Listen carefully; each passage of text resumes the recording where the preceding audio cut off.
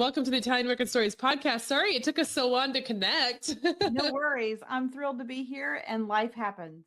It does. Yeah. I think when you contacted me, I was in the middle of buying a house. I broke my laptop. It was insane, which was like everything for my podcast was the laptop. That's your life.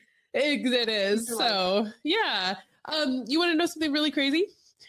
Sure. I just interviewed your brother about an hour and a half ago. That does not surprise me. We get quite a bit of work. Yeah, he's just talking away and he's telling me about his siblings, and then he was like, yeah, and my sister Anna, and he said your last name Harsh, and then he was like in the dancing, and I was like, wait a second. Like, I think I'm interviewing her in just a little bit. So funny. Yeah. We have another sister that writes books, and yeah, we're busy. We're a busy family. Yeah, you guys are like the entertaining family. We are. Yep. So yeah, but no, I'm really glad that we were able to connect. And so one of the first things I always ask my guests, since we're the Italian American Stories podcast, is to tell us an Italian American story. Well, I was going to tell you a story about my aunt. Actually, she kind of gives me the background for my Tarantella information in a sense. So as a child, we always, as you said, we were very entertaining. And so dinner wasn't just a normal dinner. After dinner, we would sing or dance or just listen to music or something. Yeah. So my aunt was always encouraging me to dance, of course, along with the rest of my family. I took lessons since I was probably 3 or 4 years old, and I still take lessons today. But she would always get up and grab my hands when, different Tarantella songs would come on and do these little tiny shuffling movements with her feet. And I thought, oh, well, maybe I'm just not big enough to do the real moves. These are just tiny moves. Or maybe she's just older and not able to do big moves anymore. Like, I didn't really know. Yeah. Fast forward years later when I was studying in Italy, studying dance, and I come across the Calabrian Tarantella, and here my teacher did the same thing. She grabbed my 2 hands and did these tiny little movements with her feet. And I thought, I know these moves. Wait, I've done these forever. And so it all harkens back to when I was a child. I thought, wow. So I had these moves all along, but nobody knows details. And so that's where my research sort of kicked in. Yeah. Putting those pieces of the puzzle together. Yeah. Oh my gosh, that's amazing. Yeah, you probably had this flashback of like, I know these moves. How cool is that? Yeah. It was very deja vu for me. I bet. Yeah. Yeah. Yep. So yeah, tell us about your dance company since we're talking about the Tarantella and everything. Yeah. So my company started out of a college research project. I never meant to have a touring company that would travel the world and perform. That wasn't the goal, actually. But as a college senior dance major, I was getting my undergraduate degree in dance, and my college thesis project, I had to pick. I had to choose a subject and, research it and perform a concert, get dancers to perform whatever choreography that I found. So I started choosing. I thought, well, I'll choose Italian folk dance. I love folk dance, and I wanted to do something about my heritage and combine it with dance, my 2 loves. And so as I was researching, it was challenging to start finding any information. There was nothing written down across the United States. Now, this was in the early 90s, so we didn't have internet. Yeah. And I had to call libraries across the United States to find out information.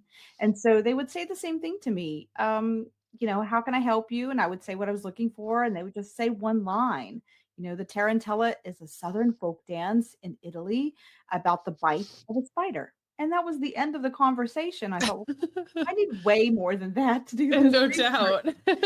So I reached out to a few dance instructors that I had collaborated with prior, and they had information from Italy, and they had research that they've done in Italy, performed there, and had all this information. It was older information, but it was information, and I needed it. So I did long conversations on the phone and gathered my research that way, and then performed it for my college research and the project, and graduated. And my professor said, Anna, this is really different, unique. Why don't you take it out into the community and see what kind of feedback you would get? Well, sure enough, after our first performance in my hometown in Clarksburg, West Virginia, where I grew up, I came off the stage and we were bombarded with people. Hey, can you dance for this wedding? Hey, can you dance for this festival or parade? And I sort of turned around and went, "Are we a group? I guess we're a group." So we have been touring for the past 31 Oh years my since that gosh. day because the Wow. gigs never stopped, and neither did my research. So I've been to Italy probably 10 or 15 times now and studied with all kinds of instructors across Italy, like just different regions. And my goal was to have all 20 regions represented in a book or, something written down. So I have 2 books, that's why I wrote my books, and to leave for the next generation, and I did a documentary about it because there was no documentaries about this subject, and, just on that path of preservation for the next generation, for real. Oh, I completely feel that. It's kind of my project as well. So, Right. how many regions have you been to? I've been to almost all 20, Okay. uh, but, I'm about at 16 regions, I think, for dance. Most of the northern regions get a little tricky because they are connected with another country, like France Mm. or Germany, so some dances might cross connect into another culture, which is great. And they are newer, and when I say newer, they're maybe 5 or 600 years old. Um, Sure. right. The tarantellas are like 2,000 to 2,500 years old. Wow. So when we perform these dances, we're dancing ancient dances that are Yeah. traditional, and they're And still danced today in Italy. and is that your purpose of going to the different regions to see how their tarantella is different than the next region or the previous one and so Well, on? there's only 7 regions that do a tarantella. Okay. The northern Italy, you won't find a tarantella. It's Okay. polkas, it's waltzes, it's line dances, it's elegant ballroom-like dances. Okay. And, they form different, shapes. They like Northern Italy might have 2 lines that you come up and bow to your partner and walk back. The tarantellas are very circular, Okay. meaning community, and when you are with the community, no one's more important than anyone else. You go in the middle of the circle and dance with your partner, and then you step back and give somebody else a time to shine. So Nice. it's very family oriented and community oriented, whereas the Northern Italian dances or circle dances, elegant dances, are very prim and proper. You have a shape and there's some continuity to it. So Southern dances are very wild and free forming and, very improvisational. And Northern Yeah. dances are very calculated and organized. So it's quite Okay. different. And yeah, my goal is to go to all the regions to see what all of Italy looks like, right? Yeah. In the form of dance, form of movement. And do you So, see differences in the southern regions of the tarantella? oh yeah. Oh yeah, there's Yeah. differences in their arm positions. Some play castanets, some play drums. There's different kind of partner work. But they do have similarities. Some of the footwork is a little bit the same, but they might approach it differently. And they all have stories. They all have stories of why that specific tarantella existed and why we still dance it today.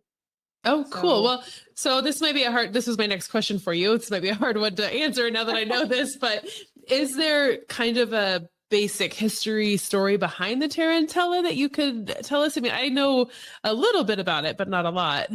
yeah, it's kind of the title of my first book. There are themes that I have found that are conflict, passion, or healing.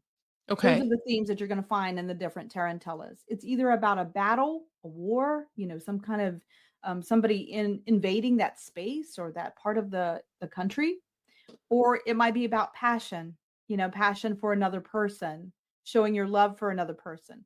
Or it's about healing, the healing of the bite of the spider.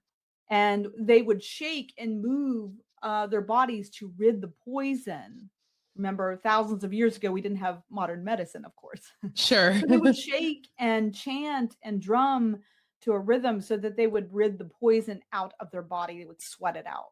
Oh, wow. Yeah, and it was mostly women that were working in the fields that would be bit by a wolf spider. It's very ugly. Yeah. But, that's where it came from. It came from Tarantism. Okay. So yeah, it's a medical kind of situation in a sense. And today we use it for to harken back to those days, but also to celebrate and to go back to those. How do you deal with conflict? How do you heal your community? How do you ask for that healing? And so a lot of this is prayers. A lot of the movements, people will ask me, well, how come you guys turn so much? Like you guys are just spinning on stage. And I said, well, the spinning isn't just because we like to see our skirts pretty and full or we're good turners. It means that we're sending prayers up to the heavens, and so Oh, that the gods cool. and goddesses will bless us with good healing and good, harvest for our crops and a good life, that kind of thing. So that's why we Yeah. do. That's why we turn so So much.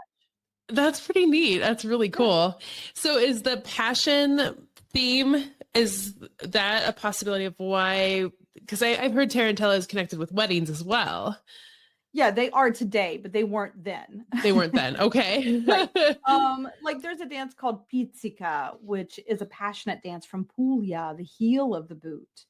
And sometimes we use a red scarf to emote that passion from your heart to your partner's heart. It's Hmm. that extension of the body from one person to another.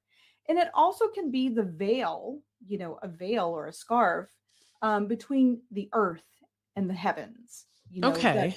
you're just a moment from death and you're playing with that. You're asking for the gods and goddesses to bless you and, keep you safe, keep you well. So Oh, neat. it's that veil of I'm on the earth, but this is how thin it is to cross over. Oh, Yeah. cool. So Yeah. do they do the Tarantella at weddings in Italy, or is that more of a, Yeah, of course, of course. yeah. They're gonna celebrate anything, like Yeah. saint days, weddings, Tuesday, you know. Yeah, anytime I go, there's always something being celebrated or people in the piazza dancing or, playing their tambourines and you can jump in. Recently I visited my cousins and they're like, "Oh, Anna, here comes a parade." I forget what saint day it was, but it was a parade coming down the street and it was a tarantella that they were doing from the Campania region that Hmm. has castanets and it's called tamariata. And so my cousins were like, "Bye, bye, bye, go and enjoy and be a part of the celebration." So I danced a little bit with a few of the dancers coming down the street. They all knew it. I knew it, and we just danced together. There's no words exchanged. It's just a celebration. And some of the Yeah. dances are used as a procession to the church for a saint's day. Yeah. Oh, cool.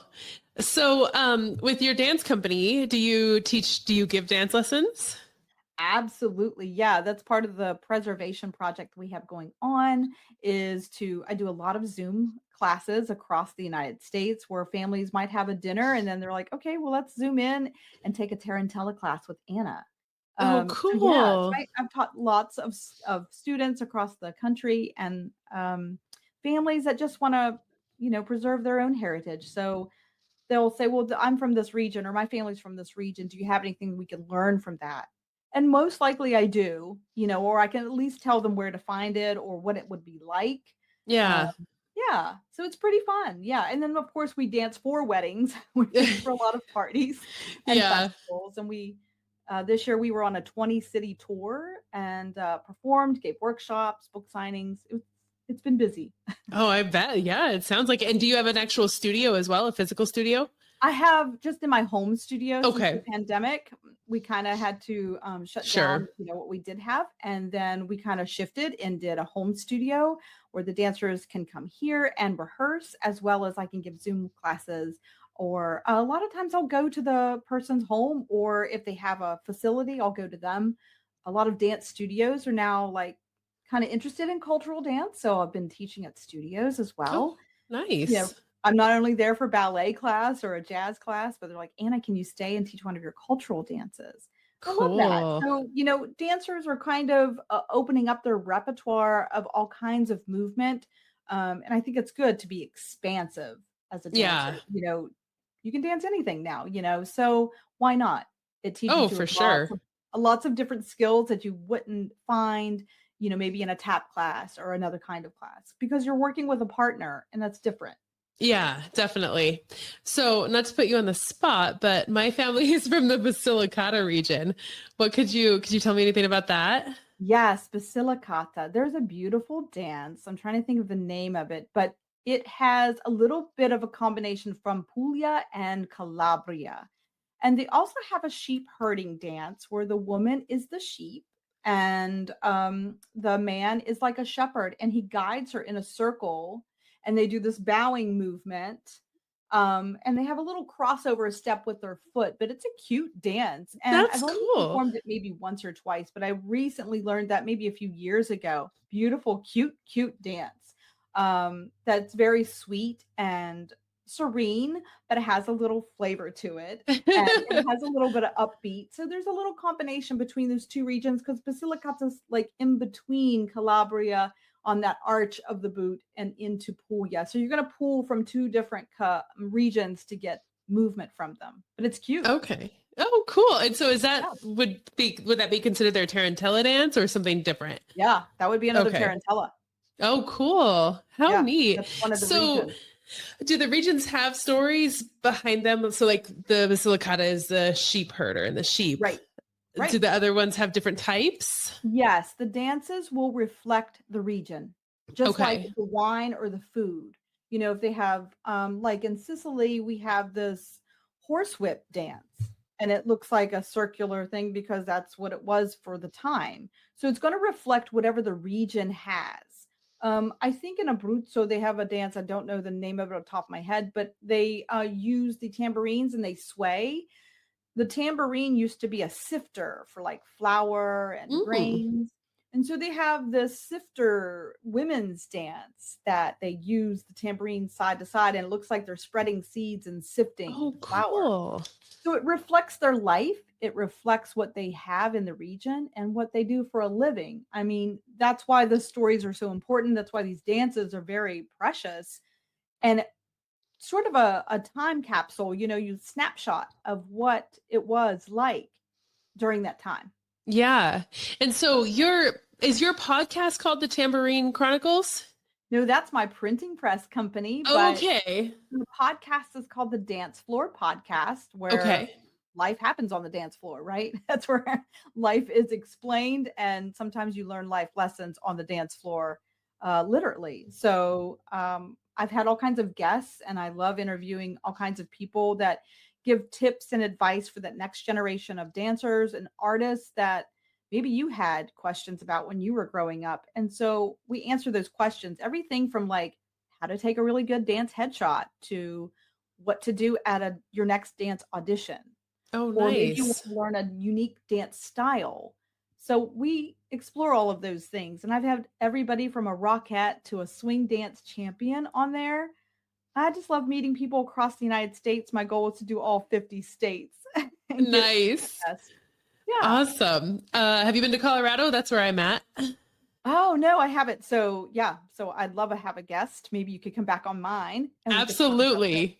Oh, I love it. Yes. Yeah. We could Yeah. definitely do Have a that. little push pin on my map so that I can cross things off because people dance differently in every state. So, Absolutely. Yeah, I'll help you check Colorado off your list. love that.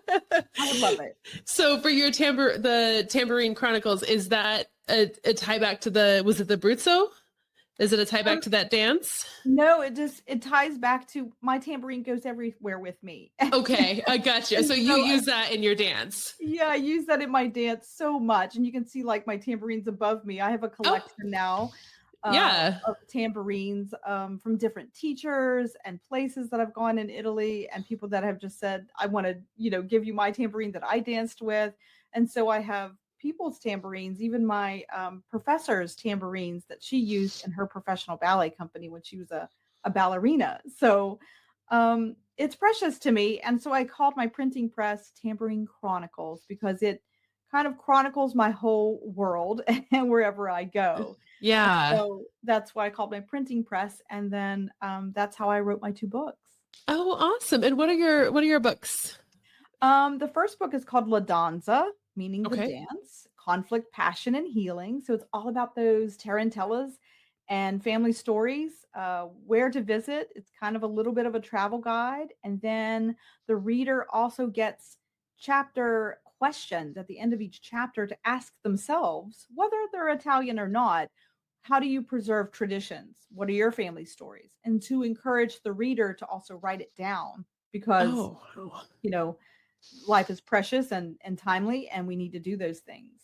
And then the second book is called The Dance Quest. I have it here. Oh, nice. And so I journey with the reader to northern Italy, to about 5 regions that I take you through, and talk a little bit about the region, museums that I've gone to, the people I've spoken with, and then how that information helped me discern, oh, what is this dance about? And what were the people like at the time? And what did they do? So a lot of my teachers in Italy are calling me a dance archaeologist because I'm digging up history wherever I go there. But you get a chance to tour as a reader through 5 regions. You get to learn 5 dances that I write about in the book.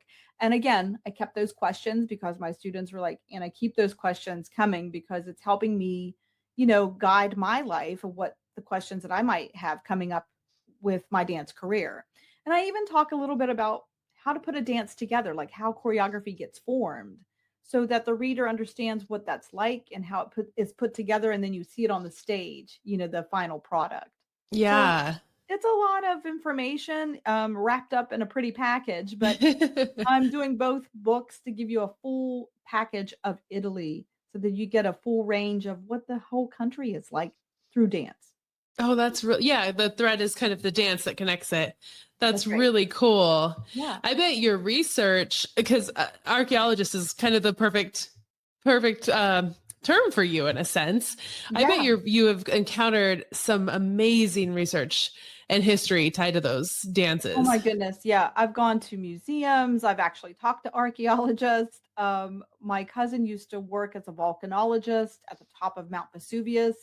And so I get a chance to understand the land, the landscape, the people, the jobs. I've even interviewed my teachers there. Well, what was it like during that time? Or, what do you know? Where did you learn this information from? And how it's connected with other countries. So it's very worldly. Like some of the Southern Italian dances are even Greek, has a Greek influence Mm, makes because it's sense. so old. Yeah, and it's very challenging to understand the steps sometimes because they don't have individual names. Mm, If you've ever taken a ballet class, each step has a name in French, right? We have like a repertoire and a whole language, a plie, a tendu, a battement, kick, a yeah. pirouette. So we have these words and terminology that we know what they mean and what they look like. The Tarantellas don't have that. They don't have a Gotcha. vocabulary. So I'm having to memorize like 50 to 100 steps that have no names. Yeah. And so I'm creating a vocabulary with my dance company to call it something so that we're all on the same page.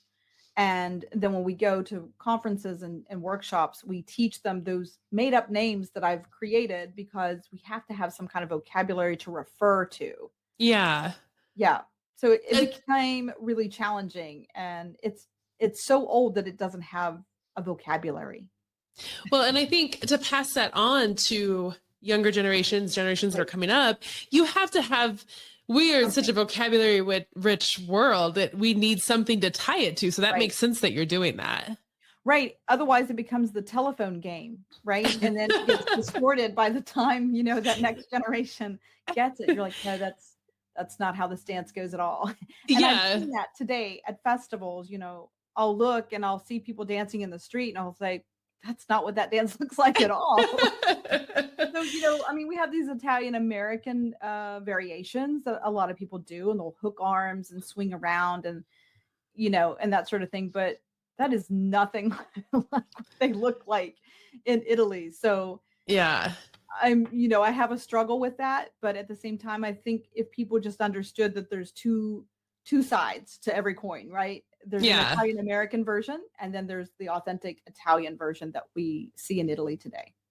And I think that almost can go across the board. We have Italian American food, Italian American. We have, in a sense, our own dialect. We have words that Absolutely. you would never hear in Italy, food you would never see, that we've kind of just, Right. we've done a spin-off on pretty much everything as Italian Yeah, Americans, I which mean, it's our own culture.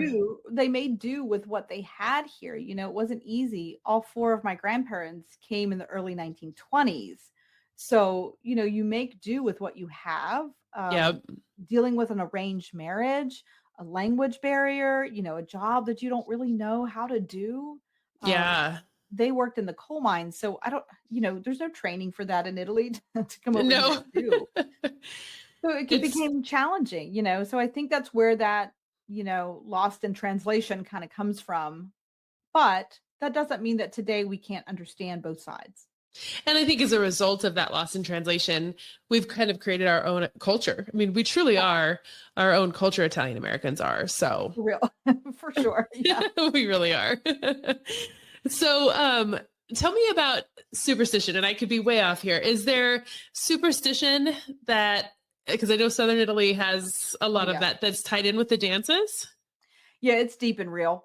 And I think the dances sort of reflect that, like the spinning, like I said, they believed in gods and goddesses at the time, and sometimes they would, like the women would dance pizzica, for example, as a way to show that they had power, Mm, power because the patriarchal society wouldn't let them do anything. sure. So dance was a place where they could say, "Oh, well, no, the gods will tell me when I can stop dancing. You Mm, can't tell me." gotcha. So yeah, that belief system in, gods and goddesses for sure, 100%. And I know my grandmother would my students laugh because sometimes I'll have salt on me, like do a little sprinkle of salt. And my grandmother would salt me like a pasta water, practically like a lot of salt before I would go and perform. And I was like, "What are you doing? Like, why am I so salty? Like, why are we doing this?" But it's that superstition of, bringing you luck, bringing you good luck on stage so that, nothing bad's going to happen. You don't have any, bad people looking at you, no evil eye, coming at you. And Sure. so salt. And even my mom tried to give me salt, a bag of salt to put in my new car when I first got my car. I said, "Mom, I can't put salt in my car." Like, I get pulled over, they're gonna be like, "What is What is that? this? What is Yeah. that?" Yeah. Yeah, I mean, it's everything from the horn that I'm wearing, or the horns that we have on our dashboard hanging. It's not a red Yeah. pepper, it's a horn. It is. Yep. Yeah, I have a so St. Christopher in my car. My mom has a St. Christopher. if you've lost something, you pray to Saint Anthony, and let it be found, let it be, found for you. So yeah, I think all of that feeds into the dancing as well. Like I said, those turning, we're praying, but that goes into the region, it goes into the culture, it goes into traditions. And that's why I think the dances are so unique from anything else. They really hold all of our stories, traditions, and keepsakes. And Yeah. you can tap into that anytime you want. You can step back in time just by doing these dances and dance with your ancestors every time you hold hands in that circle. So to me, that's the coolest thing in the world. Like I was just, It's you know, beautiful. yeah, it's really interesting and different that I don't know of any other thing besides maybe speaking the language, that you can do that with. Yeah. Yeah, No, it's a physical way to tap into that ancestral roots that we have, where right. I read and do a ton of research and stuff, which still gives me that like tingling feeling in a sense where you're like, oh, I know this, I can connect with that. But dance is such a physical, It's physical. yeah, where like you're And sweating and you feel that. so many students, dancers that come into our circle, we've had over 350 some dancers over the years. Every single one of them will tell me, "I felt something as soon as we held hands. I felt different Mm, at the end of that Tarantella." I said, "Because it's healing." And that's so amazing. you get a physical change from it as well, as, "Oh, I'm participating and I'm hopping around." It's more than that. You're Yeah. participating in something that's very spiritual, sacred, um, and ceremonial, and that's every time you do those dances, it's ceremonial. So Yeah. it's precious, and I think that that's you're right. You can't get that with anything else. It's all of the senses. You smell it, you hear the music, you feel the rhythms, you physically feel it. And yeah, once you start sweating and that heartbeat goes, that's it. You're good. You're in it. Have you heard You're of in it. the term blood memory? Blood memory. Yeah. I haven't, So but it's interesting. it's those kind of things, and hopefully I have the term right. If I don't, I'll make a correction in the video, but I'm pretty sure it's called blood memory. So it's those kind of things that we remember that resonate with us, maybe when we're doing our ancestral dance. Like if I was to do that Basilicata sheep herder dance, I Right. would feel something or something would happen, or just the things that we do or the things that we feel, maybe things that we're scared of, trauma. They say like that can be from your Say that. ancestral Yeah. blood and trauma and the things that they went through and the things that, those traditions that have lived on for years and years that maybe we don't experience anymore. But when we do, we're like, whoa, Something happened here. something's Right. resonating. Yeah. I think so because one of my first teachers, I was looking for a specific dance and she was showing it to me like briefly and then I just repeated whatever she was showing me. And she kind of stopped and went, "You already know this dance." I was like, "No, no, I don't. I don't know this dance." She goes, "No, you do."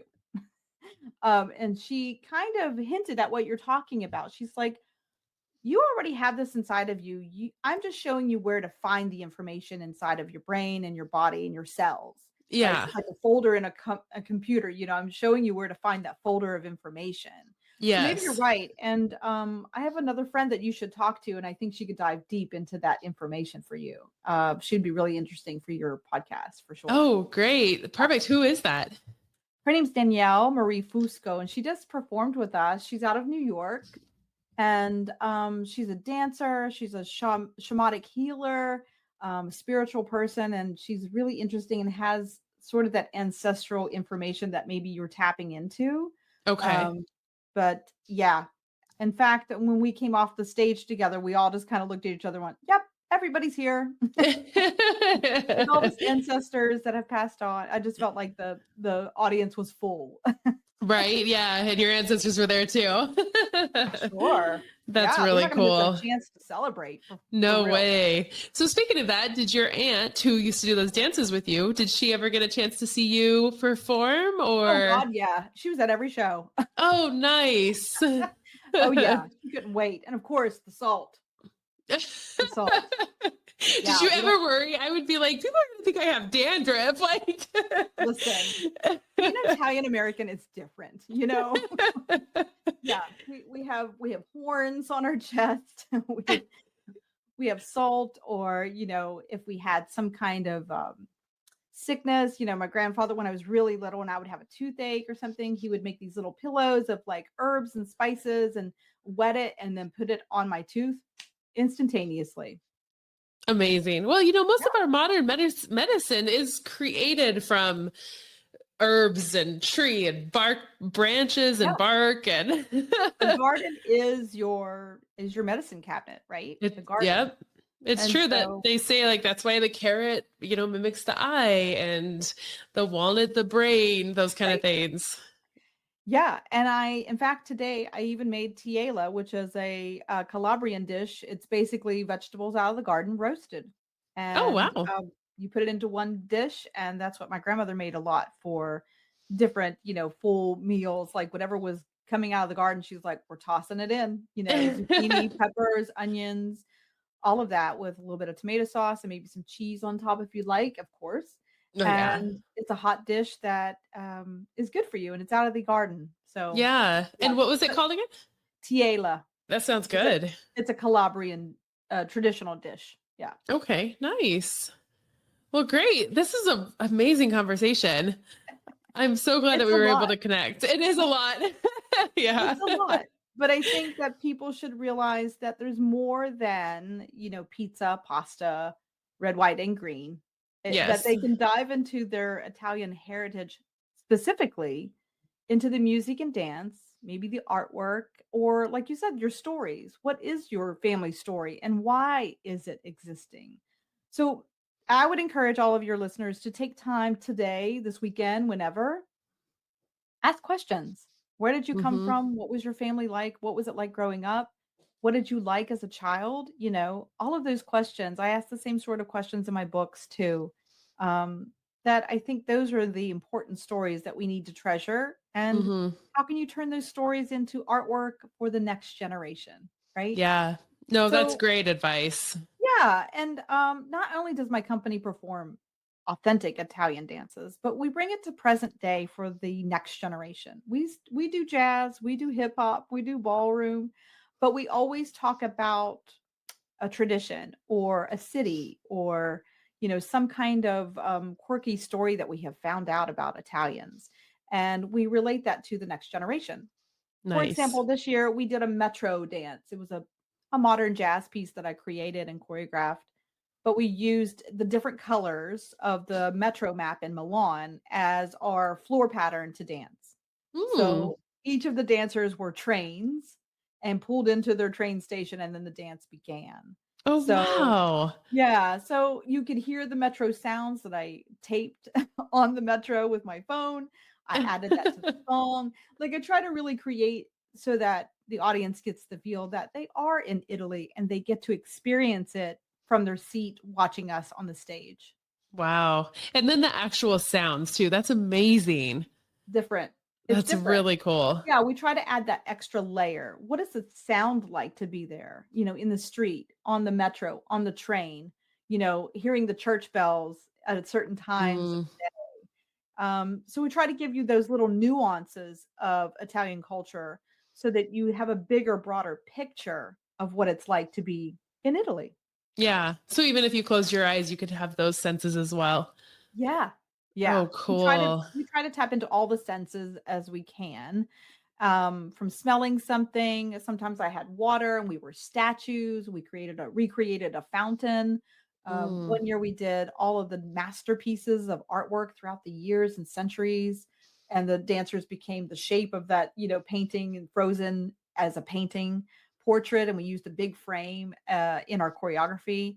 So we're just trying to give people a little essence of Italy and a tour of Italy without leaving your seat. Leaving your home.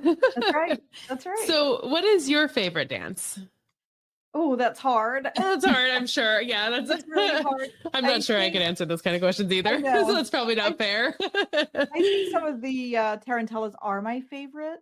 It's hard to pick one, but I really have tapped into Pizzica, maybe because I just went to Puglia last year and studied with a new director, a new instructor there. Okay. But it's so beautiful, and just the flowing of that scarf and connecting with your partner, and the just it's a conversation is how they explain it.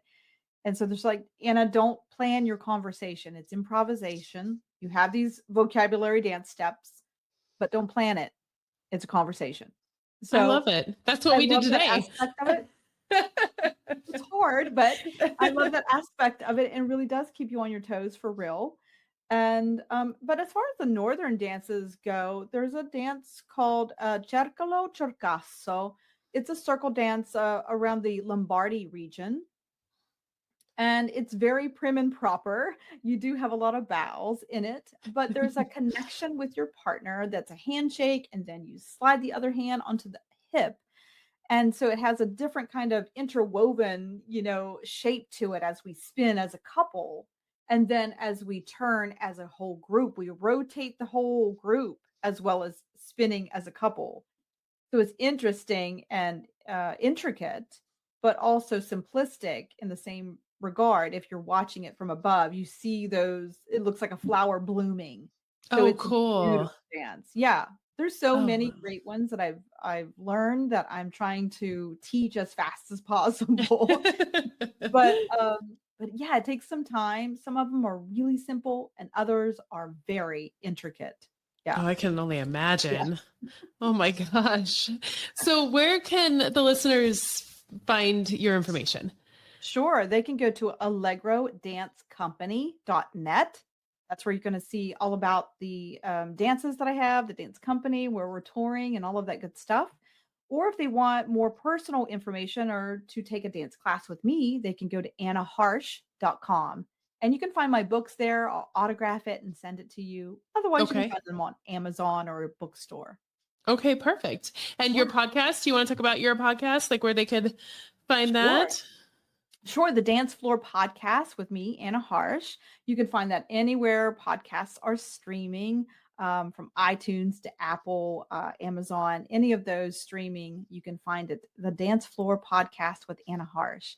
Yeah, and I'm always open to new guests. So if you have listeners out there across the United States that want to talk about their traditions or their dance styles, maybe that they're trying for the first time, or maybe they're an expert at, drop us a line and can be a guest and talk about it on the dance floor. Nice. That's awesome. And I'll share this audio and video with you if you would like Yeah, it. So you can post it to yours as well. So, absolutely. all Absolutely. right.